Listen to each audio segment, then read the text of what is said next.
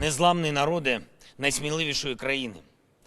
Ми витримали вже 50 днів. 50 днів російського вторгнення, хоча окупанти Presiden Ukraina Volodymyr Zelensky melalui video terbarunya terus memberi semangat ke pasukannya dan rakyat Ukraina yang bangkit melawan. Tertindas atau bangkit melawan memperjuangkan tanah air. Selama 50 hari perang ini, Ukraina menjadi pahlawan bagi seluruh dunia. Bagi mereka yang tidak diracuni oleh propaganda, kalian semua telah menjadi pahlawan. Semua pria dan wanita Ukraina yang bertahan dan tidak menyerah. Dan siapa yang akan menang? Siapa yang akan mengembalikan perdamaian ke Ukraina? Aku yakin itu, kata Zelensky dikutip dari video terbarunya hari ini.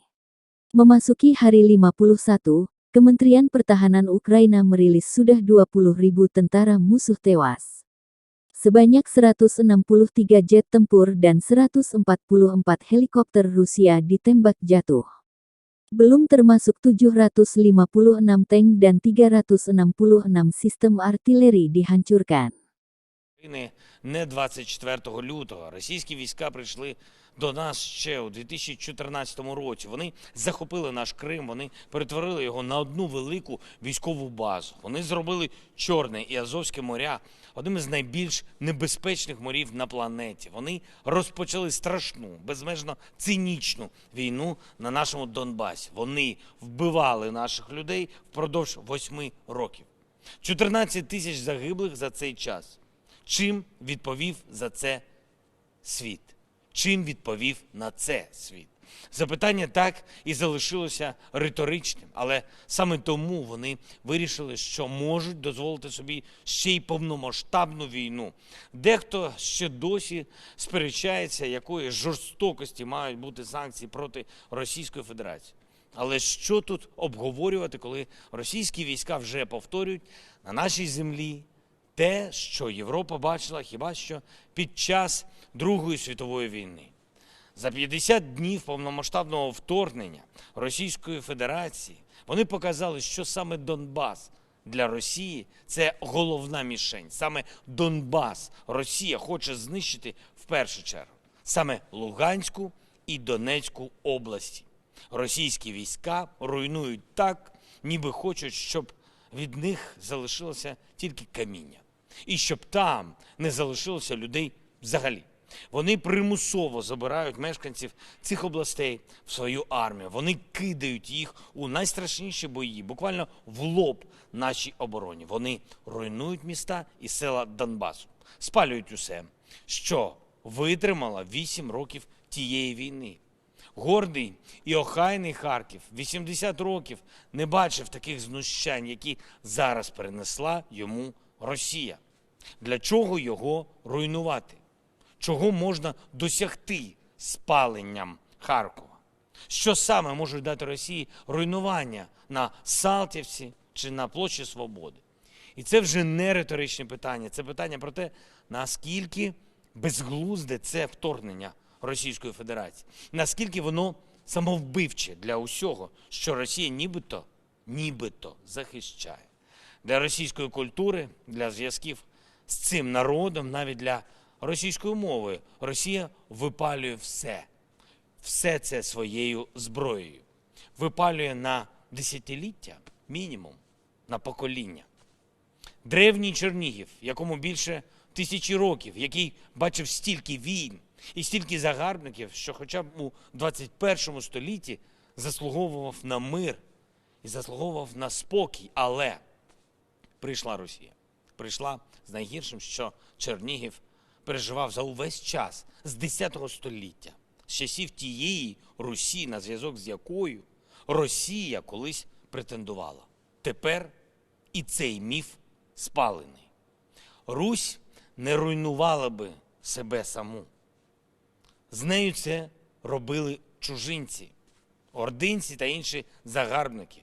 Ось хто прийшов сьогодні на нашу землю. І воюють вони так само заради пограбунку і заради знущань. Дякувати Богові і Збройним силам України, і нашому народу ми відстояли більшу частину нашої країни. Я Пригадую перший день вторгнення Російської Федерації. Я пригадую, що мені говорили 24 лютого, в тому числі і сильні світу цього. М'яко кажучи, ніхто не був впевнений у тому, що ми вистоїмо. Всі співчували. Багато хто радив полишити країну, радили фактично здатися тиранії.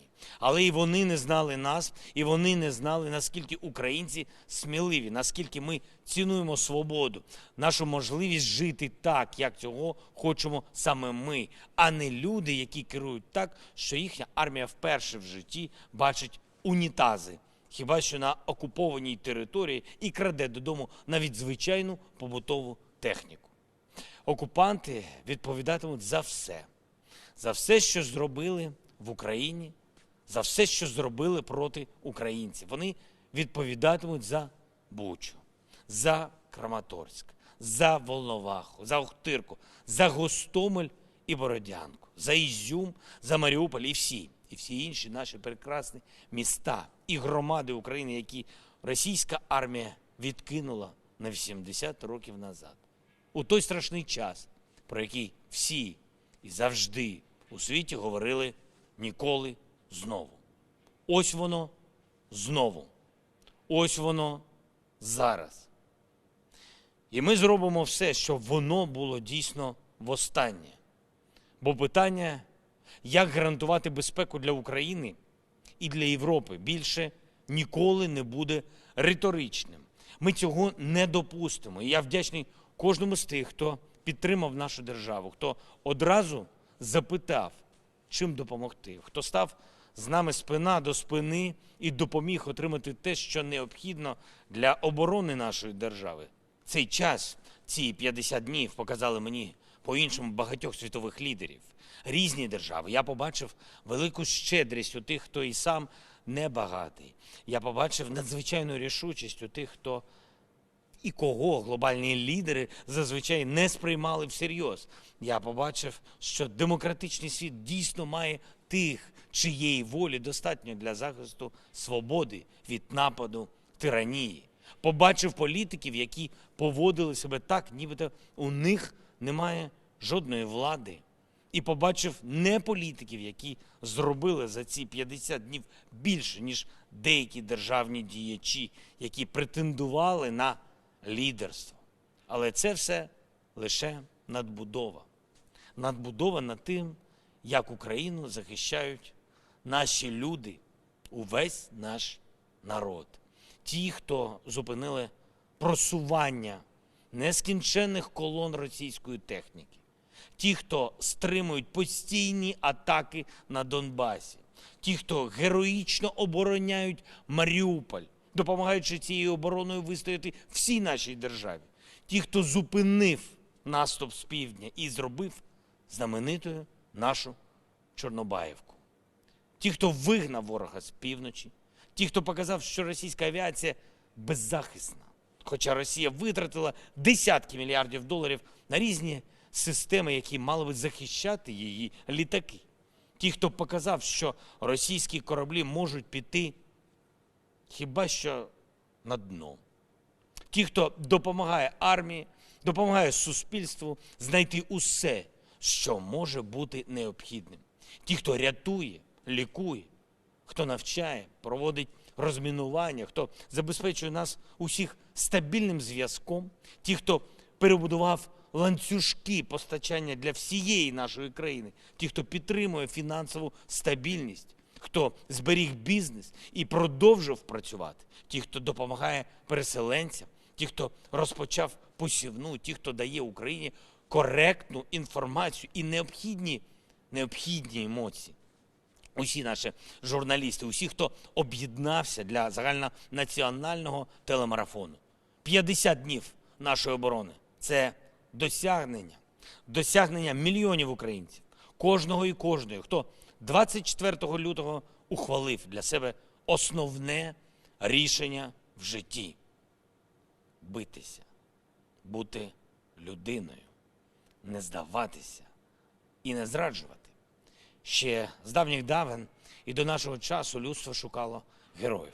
Люди завжди цінують саме героїв, завжди підтримують тих, хто сміливий і завжди відчувають, хто дійсно бореться за добро. За 50 днів цієї війни Україна стала героєм для усього світу, для усього вільного світу, для тих, хто має достатньо сміливість, щоб називати речі своїми іменами, для тих, хто не отруєний пропагандою. Ви всі стали героями, всі українці і всі українки, які вистояли, які не здаються і які переможуть, які повернуть Україні мир. Я впевнений в цьому. Говорив сьогодні з нашою командою, яка братиме участь в міжнародних спортивних змаганнях «Ігри нескорених». Серед них і ветерани, і військовослужбовці, ті, хто захищають зараз нашу державу. Дуже переживаю, що довелось поїхати на змагання. Я запевнив, що ми дочекаємось їхнього повернення і будемо підтримувати їх у змаганнях так само щиро. Вірю, що наша команда і в цьому році дасть привід ними пишатися. І вже традиційно, як кожного вечора, я підписав укази про нагородження тих, хто найбільше відзначився у захисті нашої держави. 221 військовослужбовець Збройних сил України, з них 34 посмертно. І 2 службовців Держспецзв'язку. Звання Герой України присвоєно майору Кукурбі Олександру Васильовичу, начальнику розвідки штабу 299-ї бригади тактичної авіації Збройних сил України. Завдяки його сміливим діям знищено десятки одиниць ворожої техніки і сотні окупантів. А також нагородив тих, чиї прізвища не можна назвати, але нагородив за те, що точно корисне для всіх. Вічна слава усім, хто захищає державу. Вічна пам'ять кожному і кожній, хто загинув за Україну. Слава Україні! Terima kasih sudah nonton. Jangan lupa like, subscribe, dan share ya.